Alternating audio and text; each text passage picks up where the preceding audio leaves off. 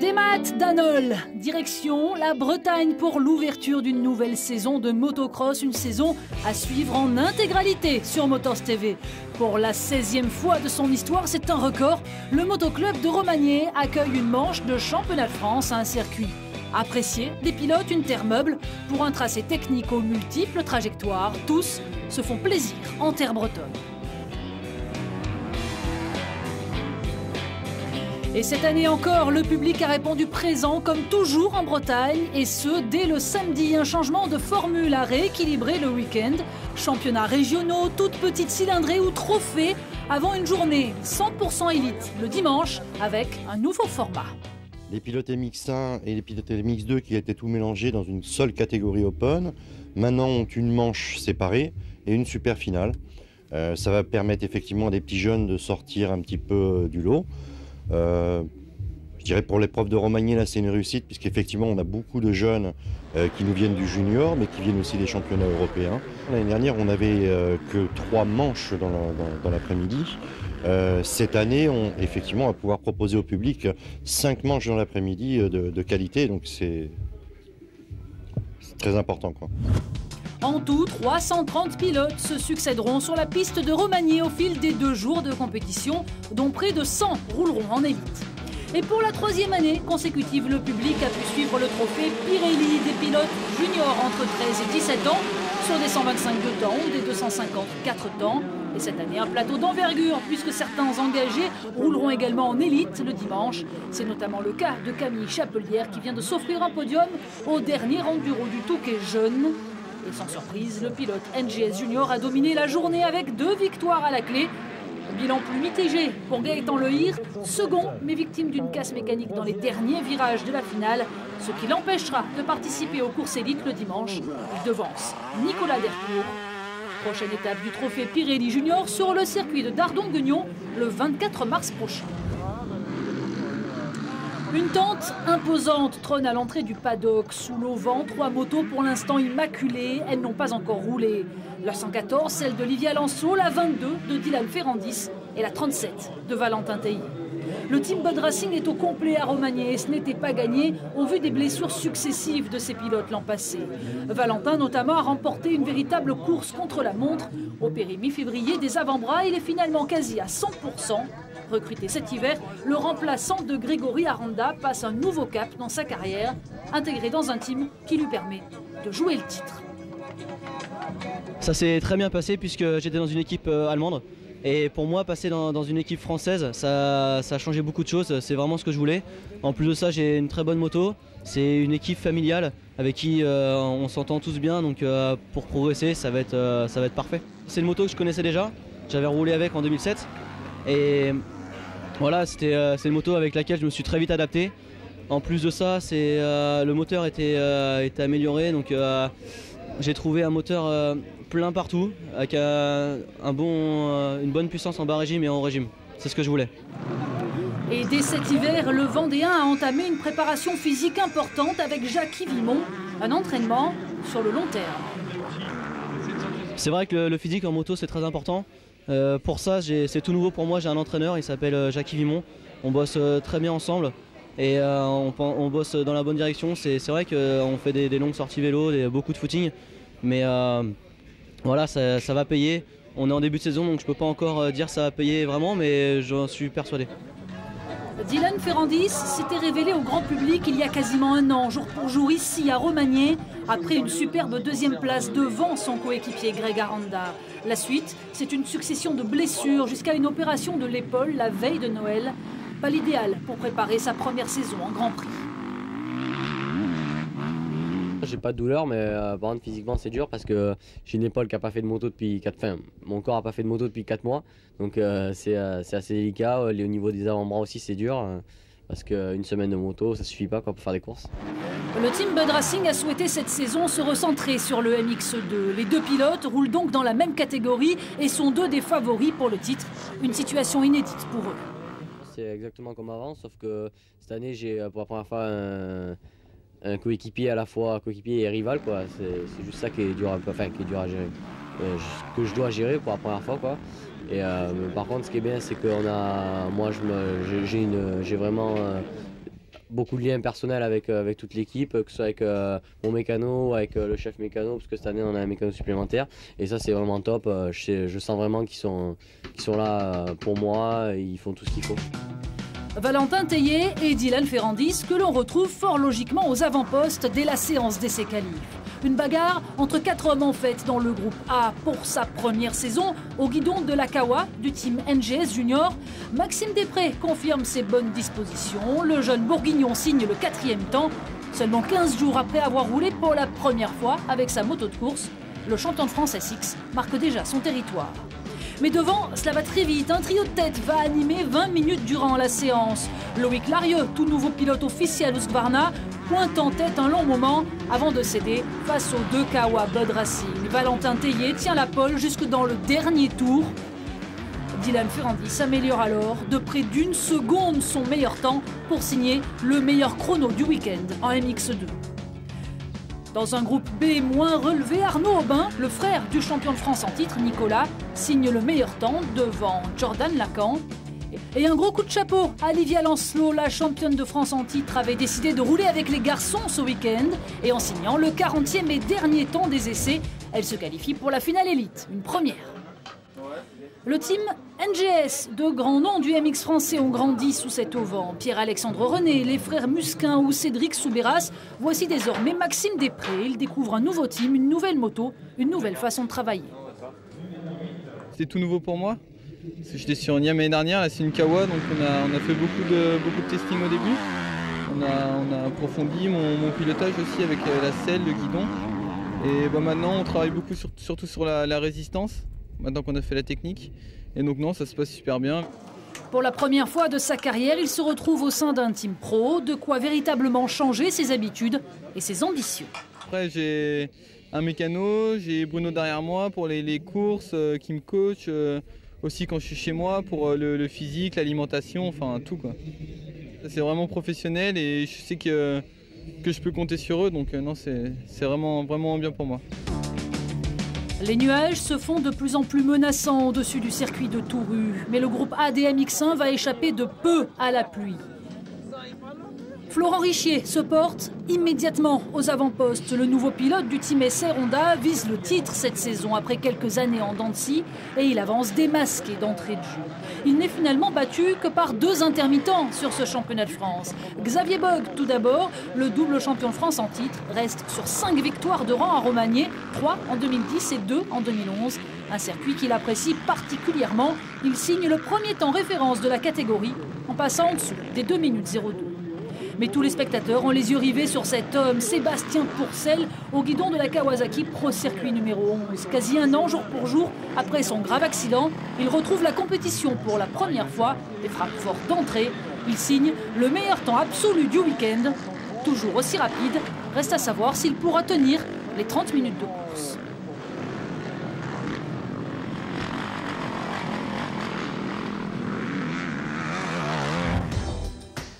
Autre blessé convalescent, le vice-champion de France, Grégory Aranda. Il s'est cassé le pied après une violente chute à l'entraînement. Bilan, 2 mois sans moto et des douleurs toujours vives aujourd'hui. J'ai l'impression de jamais être à mon niveau puisque j'ai tout le temps des petits pépins. Donc voilà, je vais essayer de reprendre tranquillement et d'arriver à 100% en mi-avril là, puisque je suis quand même en manque de roulage, puisque j'ai roulé un petit peu avant Valence, mais à Valence mon pied il a gonflé et j'ai pas pu rouler la semaine d'après, donc j'ai roulé que jeudi là, cette semaine. Et voilà, j'essaie d'y aller petit à petit, de faire la rééducation pour mon pied en même temps, faire du physique en même temps, donc c'est pas facile, mais bon, je pense que d'ici mi-avril ça devrait commencer à être pas trop mal. Les blessures, Greg Aranda connaît. Son année 2011 a été très difficile, les objectifs forcément mis à mal et son contrat n'a pas été renouvelé chez Bud Racing. Désormais pilote du team Yamaha 2B, il est encore en pleine préparation. Moi je sais dans l'état de forme où je suis. Et je suis vraiment pas à 100% puisque j'arrive pas à serrer la moto et à me mettre sur la pointe du pied. Donc voilà, après je sais que ça roule vite devant aussi et voilà, je vais essayer de sauver les meubles un petit peu jusqu'à ce que mon pied soit à 100% et Je sais que voilà, ça va parler, les gens vont dire il est pas à son niveau, machin et tout, il devrait être devant, mais bon, moi je sais que je suis pas à 100%, donc voilà. Jusqu'alors, Greg Aranda n'avait roulé que sur Kawa. Il doit désormais apprendre à connaître la Yamaha. Sa blessure lui a bien sûr fait perdre beaucoup de temps, mais il devrait être fin prêt pour les Grands Prix. Pour l'instant ça va, j'ai fait beaucoup de SX avec, et puis j'avais trouvé un bon compromis. Donc maintenant on rattaque le motocross, j'ai des bases, mais après voilà, j'ai pas eu le temps de faire beaucoup de testing, donc voilà, ouais, je pense qu'au fil de la saison on va encore progresser, et puis ça devrait bien se passer. La pluie finit par s'abattre, violente au départ du groupe B. En quelques minutes, la terre est gavée d'eau, les pilotes recouverts de boue. Impossible dès lors de comparer les deux groupes au niveau chrono. Pas forcément la reprise idéale pour Grégory Aranda, et les conditions n'arrangent rien. En serrant les dents, il signe le 3e temps. Il laisse devant lui un rival sérieux pour le titre national, Cédric Soubeyras, le seul représentant du team Honda HDI à Romagné. Le Vauclusien assure l'essentiel et s'adjuge le 2e temps. Difficile effectivement d'aller chercher le grand Gauthier Paulin.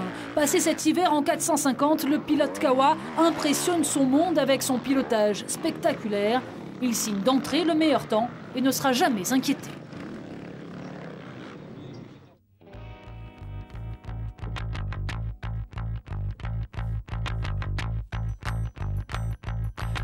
Et qu'est-ce qui est vert, qui monte et qui descend ? Une Kawasaki à Romagné au guidon, Gauthier Paulin, Xavier Bogue et Seb Pourcel, rien que ça. Et le public breton est privilégié. Paulin et Bogue ne remettront plus les pieds sur le championnat de France. Seb Pourcel, lui, réserve encore sa décision. Le team KRT a donc fait le déplacement au grand complet. Un team désormais 100% français après le départ cet hiver de Jonathan Barragan et l'arrivée de Gauthier Paulin. Le Varois, vainqueur à l'applaudimètre ce week-end pour l'une de ses rares apparitions sur le championnat de France. C'est magnifique, je veux dire, ça me met la chair de poule à chaque fois que je passe, de voir toutes ces personnes. Ce matin, il pleuvait et le public était là devant le haut-vent, et c'est vrai que c'est grâce à eux que je suis là aussi. C'est pour ça qu'il y a un championnat du monde, c'est pour ça qu'il y a des pilotes de haut niveau, et c'est vrai que de me faire acclamer comme ça, tout le monde qui applaudit, tout le monde qui crie, non, c'est extraordinaire. Paulin a surtout pris une nouvelle dimension l'an passé à Saint-Jean-d'Angély lors du MX des Nations. 4e du championnat du monde MX2 l'an passé, il a décidé d'anticiper son passage en MX1. Et le voici avec Steven Frossard, candidat déclaré au titre de champion du monde. Je me sentais bien aussi en MX2, je me faisais vraiment plaisir. MX1, c'est vrai que pour moi c'est plus plaisant à rouler, c'est plus le timing, et c'est plus... J'approprie plus ce style de pilotage, et non, c'est vrai que la machine, surtout la 4,5 KXF, c'est vraiment un régal. Je me sens vraiment bien, j'ai tout. Après, de me faire plaisir, quand je me fais plaisir, j'ai quand même une bonne vitesse, donc on verra, c'est à la fin du bal qu'on paye les musiciens, on verra à la fin de l'année ce que ça va donner. Xavier Bogue, lui, a dû renoncer la mort dans l'âme à défendre son double titre de champion de France. Kawasaki préfère le faire rouler en Allemagne, un championnat qu'il connaît bien également. Romagné sert donc de préparation aux courses, de préparation pour le mondial. C'est sûr que je suis un peu déçu de ne pas pouvoir défendre mon titre. Après, nous, notre objectif, c'est vraiment le mondial, et on va se consacrer à fond là-dessus. Et voilà, c'est vraiment notre objectif principal cette année. Un peu plus loin dans les travées du paddock, un stand bien plus modeste, une tente, une moto floquée du numéro 11, le team CP377, comprenez, le team de Christophe et Sébastien Pourcel. Christophe ne roulera pas sur le France, mais son frère, lui, est à Romagné. C'est son grand retour à la compétition après son grave accident l'an passé. 12 mois, terriblement difficiles.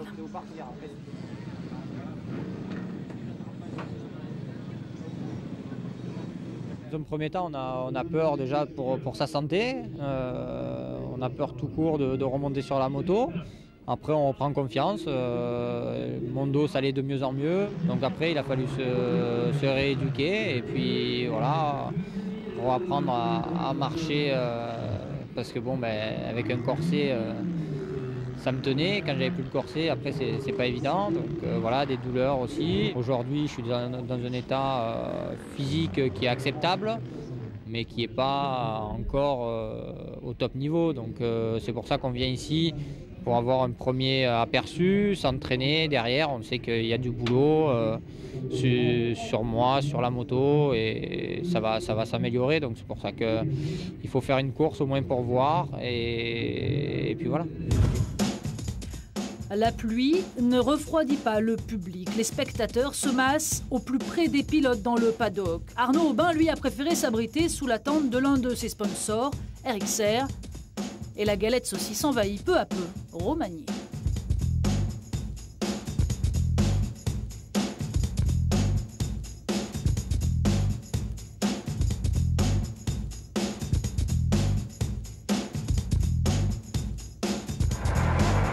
Il pleut depuis plus de 2 heures sans discontinuer lorsque les MX2 se préparent à prendre le départ. Bain de boue pour tous à prévoir.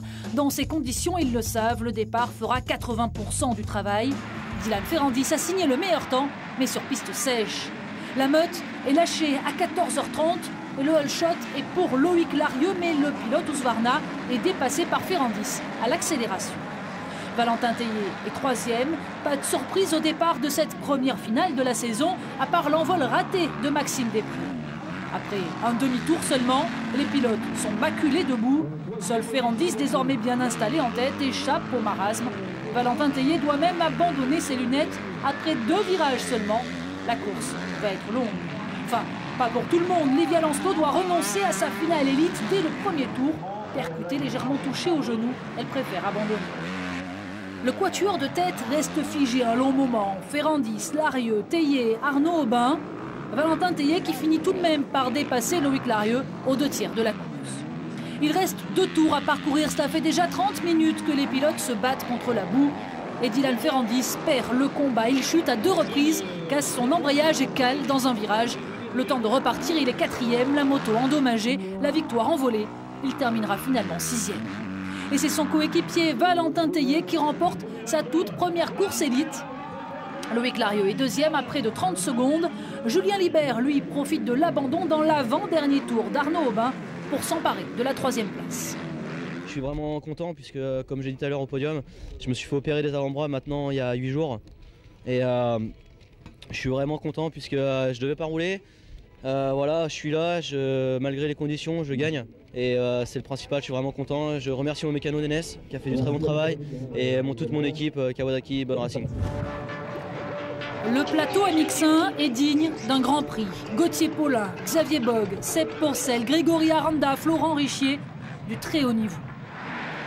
La herse s'abaisse et Cédric Soubeyras grille la priorité à tous les cadors du mondial. Whole shot pour le champion d'Europe SX. Il est talonné par Florent Richier et Xavier Bogue, comme souvent auteur d'un très bon départ. Ce n'est pas le cas, en revanche, de Gauthier Paulin, Seb Porcel ou Grégory Aranda. Tous englués dans le peloton, ils entament une véritable course-poursuite. Xavier Bogue, entre-temps, a dépassé Soubeyras et Florent Richier. Il s'échappe en tête, seul au monde. Sébastien Pourcel, lui, se ferait un passage dans le trafic pour revenir petit à petit, mais il chute et tord son guidon. Il pourra continuer, mais ne peut plus tenir le rythme des leaders. Grégory Aranda, lui aussi, a du mal. Son pied lui fait très mal. Il parvient à limiter la casse. 7e. À mi-course, un pilote finit par sortir du lot. Gauthier Paulin aligne les tours chrono. S'il fait quelques petites erreurs, son pilotage reste spectaculaire et séduisant. Il dépasse 1 à 1 ses adversaires et revient sur Xavier Bogue, gêné par les retardataires et notamment par Seb Porcel. Dans l'avant-dernier tour, il porte son attaque et dépose littéralement Xavier Bogue. Paulin s'impose devant son coéquipier et Cédric Soubeyras. Chez KRT, l'un sourit et l'autre pas.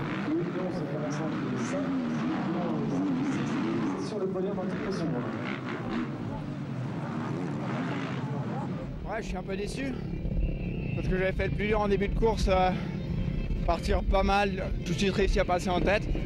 Après, c'était vraiment dur avec les retardataires, notamment un ancien ami, un ancien coéquipier qui fout sa merde et c'est un peu dommage.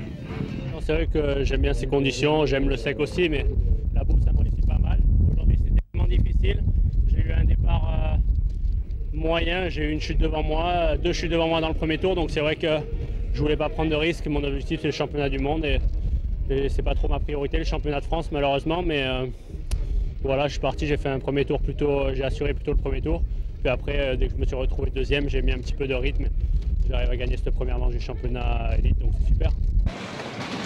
Entre les deux courses, un contre-la-montre dans le paddock. Les mécanos de Seb Pourcel s'activent autour de la machine, bien endommagée après sa chute. Ils termineront les réparations in extremis, alors que tous les autres pilotes sont déjà en train de préparer la grille. Seb Pourcel est encore au paddock, mais il pourra prendre le départ.